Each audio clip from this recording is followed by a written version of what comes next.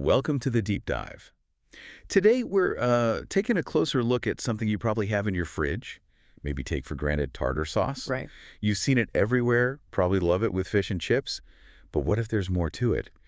We're using insights from the Shrimp Boat book series, specifically recipes from home, to really unpack it. Mm-hmm. Our mission today isn't just, the recipe. We want to get into the vibrant flavors, those delightful textures, and how you actually present it. So what makes this seemingly simple sauce, well, so essential for seafood? It's a great question, isn't it? Taking something so common and really looking closer. And what's fascinating, I think, is how this everyday condiment has, a pretty rich story. Understanding those little nuances can totally change how you experience a dish. Definitely. It can take fried fish from just good to, wow, okay, this is something special. Exactly. It's all about that thoughtful pairing.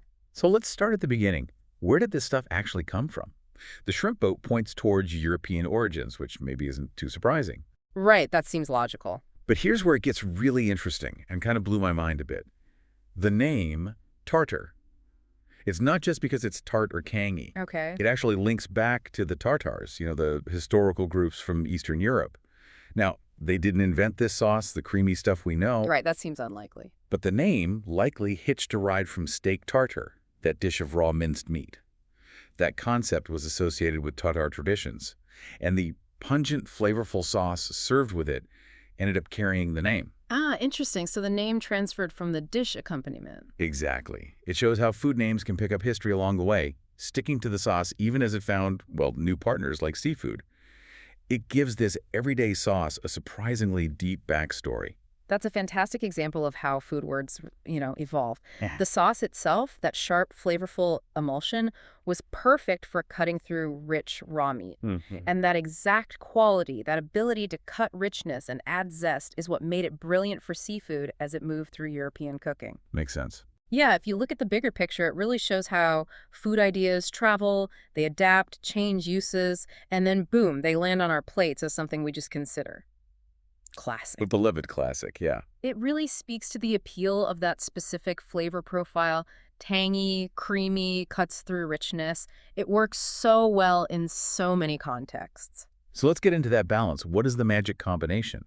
Recipes from home gives us a pretty classic lineup. You start with mayonnaise, The creamy foundation, yeah. then fresh lemon juice for brightness, sweet pickle relish for, I guess, texture and sweetness, Crucial, yeah, both texture and flavor. minced onion for that sharp bite, bit of Dijon mustard, and of course salt and pepper. It sounds simple enough, but what's the alchemy here? How do these parts create that tartar sauce flavor and feel? It's a really clever mix, actually. Each ingredient is doing something specific. Let's start with the mayo. It's not just creaminess, it's an emulsion, right? Fat and egg yolk. Yep. That fatty base is perfect for carrying flavors.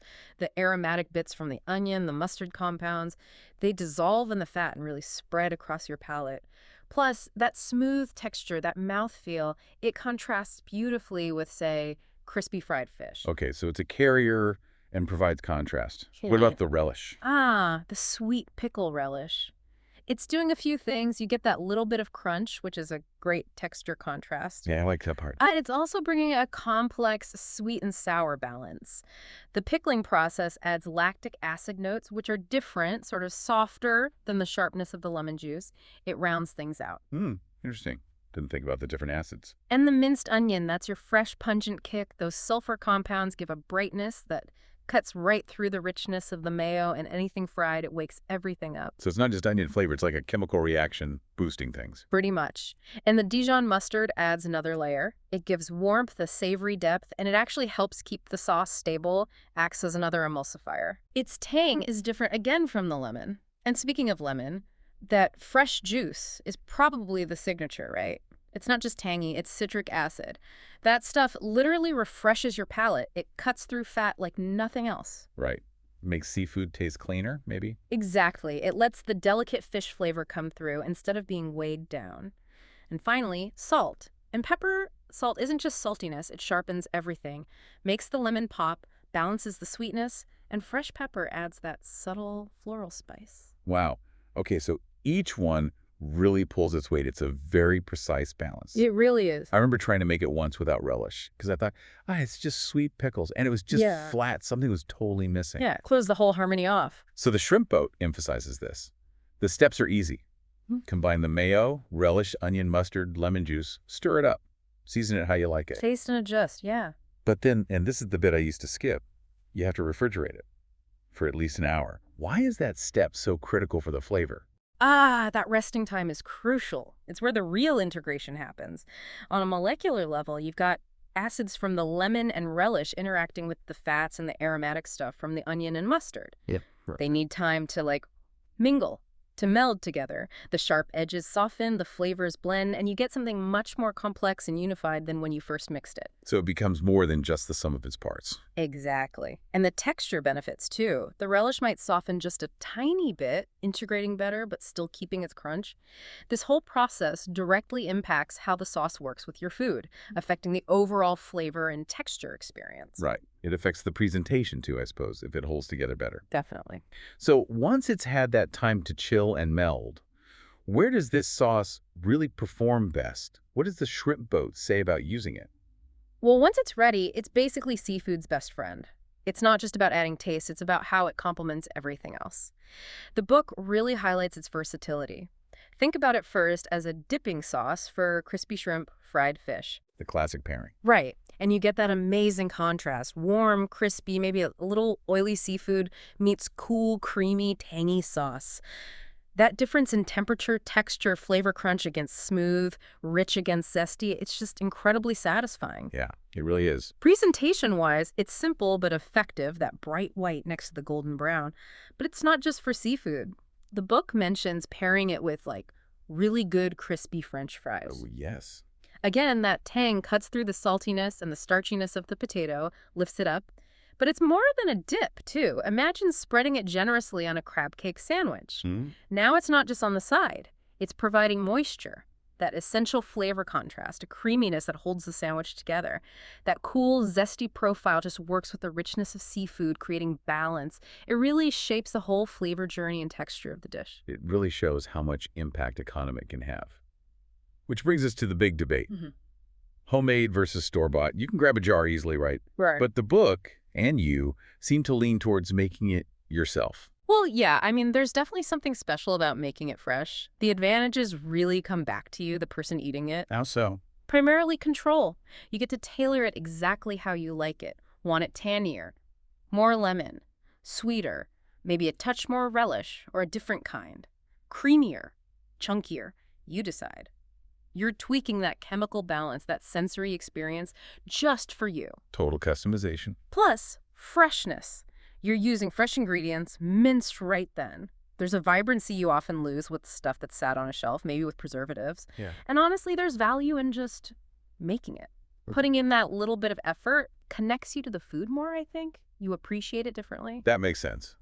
But let's be real, sometimes you just need convenience. Does the shrimp boat give any hints for picking a decent store-bought one, or maybe jazzing one up if you're short on time? That's a fair point. While the book definitely champions homemade, it kind of implies what makes a good one. If you are buying, maybe look for shorter ingredient lists, fewer things you can't pronounce. Good tip. Maybe look for ones where you can actually see bits of relish or herbs. It suggests less processing. And yeah, you can totally enhance a store-bought base. Easy stuff. Yeah. Stir in a squeeze of fresh lemon juice that brightens it up instantly. Add some freshly chopped parsley or chives. A little bit of fresh onion or shallot if you have it. Even a dash of hot sauce if you like heat. Just simple additions to bring back some of that freshness and personality. So you can still have that deep dive moment, even starting with a jar. Exactly. It's about engaging with your food, whatever the starting point. What a great takeaway. This whole conversation really shows that this sauce we barely think about is actually pretty sophisticated. We've gone from its surprising history linked to the Tartars Yeah, the name thing is wild. to how it became a favorite worldwide. We've broken down how those specific ingredients create that signature tang and creaminess, that texture. We talked about why letting it rest is so important for the flavors to develop, The melding time. and how versatile it is, the presentation, the pairings, how it completes seafood dishes. Yep. And we've touched on making it your own, whether from scratch or boosting a store-bought one. Ah, So I guess the bottom line is tartar sauce isn't just sauce. It's kind of a mini masterclass yeah. in balancing flavors, textures, and even presentation. It shows how the right condiment can just elevate everything. It really does. And that elevation, it goes beyond just taste, doesn't it? When we understand the story, the components, the why behind even simple foods, Yeah. it adds another layer of enjoyment, of appreciation. It makes eating more, well, interesting. And it makes you wonder, doesn't it, what other staples are sitting there that we totally overlook, whose hidden depth, if we just took a moment to explore them, could change how we eat every day. That is a perfect thought to end on, something to definitely chew on. Thank you so much for diving deep into tartar sauce with us today. My pleasure. We really hope you, listening, feel inspired to maybe whip up a batch of homemade tartar, or at least give your next dollop a bit more thought. And for more great recipes and seafood insights, definitely check out the Shrimp Boat Book series. Good stuff in there. Absolutely. Until next time, keep those taste buds curious.